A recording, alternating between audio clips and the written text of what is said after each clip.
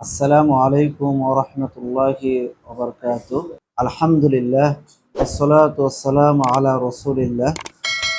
আমরা আমাদের ধারাবাহিক আলোচনা প্রথম পর্ব আমরা শুরু করতে যাচ্ছি। বুলুগুল মারাম এই বইয়ের অনেক কয়েকটি কিতাব রয়েছে। সর্বশেষ যে কিতাবুল জামের অধীনে প্রায় 6টি বাব রয়েছে। প্রথম বাবটি হচ্ছে বাবুল আদাব, শিষ্টাচারের বাব। এই বাবের প্রথম হাদিস, হাক্কুল মুসলিম আলা আখিহি, একজন মুসলমানের হক তার অপর ভাইয়ের উপরে কয়টি। আমরা এ সম্পর্কে এই হাদিস থেকে জানব। আন আবি হুরায়রা রাদিয়াল্লাহু তাআলা আনহু قال قال رسول الله صلى الله عليه وسلم হাক্কুল মুসলিম আলা মুসলিম সিত্তুন, একজন মুসলমানের হক রয়েছে অপর মুসলমানের উপরে 6টি হক। আরো অনেকগুলো হক রয়েছে।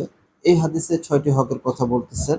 প্রথম যে হকটি রয়েছে, ইদা লাকিতাহু ফাসাল্লিম আলাইহি, যখন একজন মুসলমান অপর মুসলমানের সাথে সাক্ষাৎ হবে, ফাসাল্লিম আলাইহি, প্রথমে তার উপরে কি সালাম প্রদান করতে হবে। দ্বিতীয় নম্বর, ওয়াইদা দাআকা ফাআজিবহু, একজন ভাই, মুসলমান ভাই যখন অপর ভাইকে দাওয়াত দিবে, আজিবহু, সেই দাওয়াতে কি সাড়া দিতে হবে, অংশগ্রহণ করতে হবে।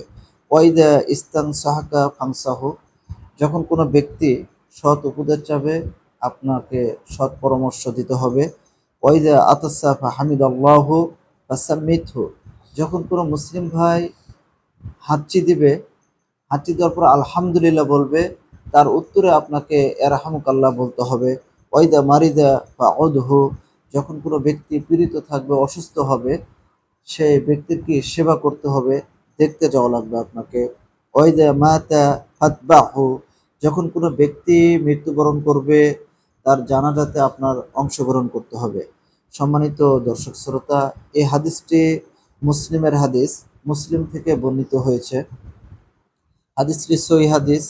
এই হাদিসের ইমামদের ভিতরে মতনৈক্য রয়েছে যে হাদিসটি করবেন আপনার সুন্নাত না ওয়াজিব। তো কিছু কিছু ইমামগণ বলেছে হাদিসটির শব্দগুলো মানা সুন্নাত, এবং কিছু কিছু ইমামগণ বলেছেন যে হাদিসের শব্দগুলো মানা ওয়াজিব। তো হাদিসের বাহ্যিক যে শব্দ হাক্কুল মুসলিম, এই শব্দগুলো দেখে এবং অন্যান্য শব্দ দেখে যেটা আমরা বুঝতে পারতেছি যে হাদিসের শব্দগুলোর মাধ্যমে স্পষ্ট হচ্ছে যে এই কথাগুলো মানা ওয়াজিব। যেমন দেখেন, ইদা লাকিতাহু ফাসাল্লিম আলাইহি, যখন একজন মুসলমান অপর মুসলমানের সাথে দেখা হবে প্রথমে সালাম প্রদান করতে হবে। কি জন্য? যদি একজন মুসলমান অপর মুসলমানের সাথে যখন দেখা হয় যদি সালাম প্রদান করে, এটা হচ্ছে এই হাদিস দ্বারা দলিল প্রমাণ করতেছে যে আন্না সালাম মিন মাহাসিনুল ইসলাম, ইসলামের একটা সৌন্দর্য, এবং এর মাধ্যমে আপনার একজন মুসলমান অপর মুসলমানের ভিতর কি মহব্বত সৃষ্টি হয়, ভালোবাসা, ভ্রাতৃত্ব কি সালামের মাধ্যমে সৃষ্টি হয়। এবং যখন দুইজন ভাই একে অপরে কি সালাম দিবে, এর মাধ্যমে কি শাহেদ প্রমাণিত হয় যে তাকে কি আপনার দোয়া দিচ্ছে বিস সালাম, আপনার সালামের মাধ্যমে তাকে বিভিন্ন প্রকার বালা মুসিবত থেকে তাকে দোয়া দিচ্ছে, যে বালা মুসিবত যেরকম আসসালামাতু মিনাল আমরাজ এবং শুরুর ওয়াল মাসি ওয়াসসালামাতু মিনান নার, আপনার পুরো শান্তি বর্ষিত হোক এবং পুরো শান্তি আপনার আসুক, যে বিভিন্ন অসুস্থতা থেকে, বিভিন্ন প্রকার অনিষ্ট এবং কি পাপ থেকে, এবং জাহান্নামের আগুন থেকে তার জন্য কি আপনার দোয়া করতেছে এই অনিষ্টগুলো থেকে। এবং আরো দোয়া করতেছে কি রহমা আল বারকা আল জালিবাতুল লিকুল্লি খায়র, এবং যে ব্যক্তি সালাম দিচ্ছে সে ব্যক্তি আপনার জন্য দোয়া করতেছে কিসের? রহমতের, বরকতের এবং প্রত্যেক কল্যাণের। সালামের মাধ্যমে রাসূল সাল্লাল্লাহু আলাইহি ওয়াসাল্লামের কি সুন্নাতটা কি জীবিত হচ্ছে। আর এটা কি আদা ও হাক্কুল মুসলিম, সালামের মাধ্যমে আপনি কি একজন মুসলমান হয়ে আপনি তো অপর মুসলমানের কি হক আদায় করতেছেন। আসেন যে এই সালামটা হাদিসের মাধ্যমে যাহির আল হাদিস আনাল আমরু বি ইবতিদাউ সালাম লিল উজুব, কেউ কেউ বলতেছে যে এর মাধ্যমে কি এটা উজুব উজুব পর্যায়ে চলে গেছে। তো এখানে অনেকের মতামত রয়েছে, যেমন ইবনু আব্দুল বার ও গৈরহু আল ইজমা আলা আন্নাল ইবতিদা আসসালাম সুন্নাহ। ইবনু আব্দুল বার সহ অন্যান্যরা বলতেছে এটা যে ঐক্যমত যে এটা সুন্নাত, যখন আপনি সালাম প্রদান করাটা কি সুন্নাত ও রদ্দুহু ফরদুন, এবং সালামের উত্তর নেওয়াটা কি ফরজ, এটি স্পষ্ট। তাহলে আমরা জানতে পারলাম যে একজন মুসলমান অপর মুসলমানের সাথে যখন সাক্ষাৎ হবে তখন সালাম দেওয়াটা কি সুন্নাত হলো, আর এই সালামের উত্তর নেওয়াটা কি ফরজ, ওয়াজিব হয়ে যাবে আপনার জন্য।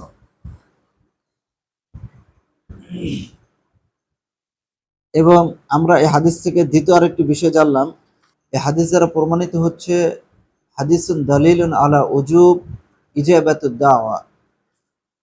একজন মুসলমান ভাই যখন অপর কোনো মুসলিম ভাইকে দাওয়াত দিবে, তার দাওয়াতটা কবুল করা উজুব ওয়াজিব পর্যায়ে চলে যায়। এখানে একটু মতনৈক্য রয়েছে যে সাধারণ যদি স্বাভাবিক দাওয়াত হয়, এই দাওয়াতগুলো যদি কোনো ব্যক্তি অসুস্থ থাকে সে কবুল নাও করতে পারে, কিন্তু যদি অলিমার দাওয়াত দেয়, একজন মুসলমান ভাই অপর কোনো মুসলমান যদি বিবাহর দাওয়াত দেয়, অলিমার দাওয়াত দেয়, সেক্ষেত্রে আপনার ওয়াজিব পর্যায়ে চলে যায় সেটা কবুল করা, গ্রহণ করা।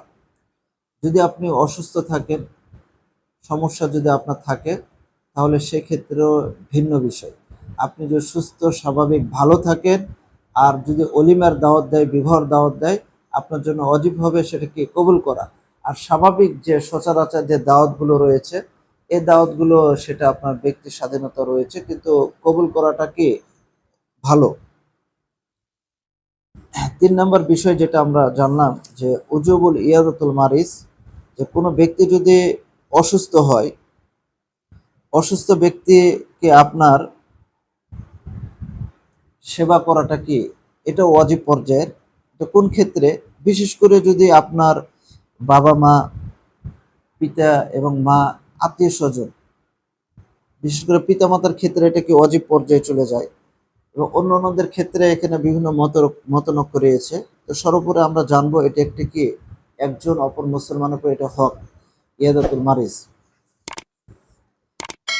4 নম্বর বিষয়টা কি উজুব ইত্তেবাউল মুসলিম জানাজা।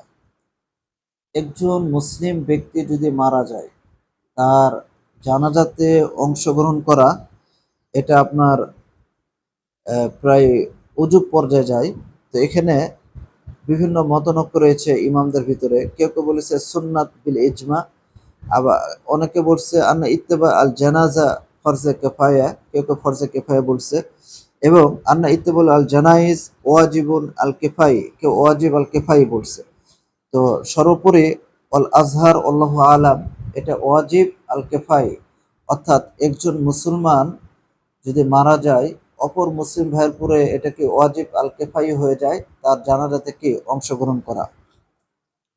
তো সম্মানিত দর্শক শ্রোতা, আমরা এই হাদিসের শব্দগুলো থেকে যে জিনিসটা বুঝতে পারলাম যে একজন মুসলমানের উপরে 6টি হক রয়েছে অপর মুসলমানের উপরে। এই জিনিসগুলো প্রায় ওয়াজিব পর্যায়ের। ওলামাগণ এটাকে অজীবের দিকে নিয়ে গেছে। তো আল্লাহ তাআলা আমাদেরকে একজন মুসলমান হয়ে অপর মুসলমানের এই যে 6টি হক রয়েছে, এই হকগুলো পরিপূর্ণভাবে আদায় করার তৌফিক দান করুন। আল্লাহুম্মা আমিন। আসসালামু আলাইকুম ওয়া রাহমাতুল্লাহি ওয়া বারাকাতুহু।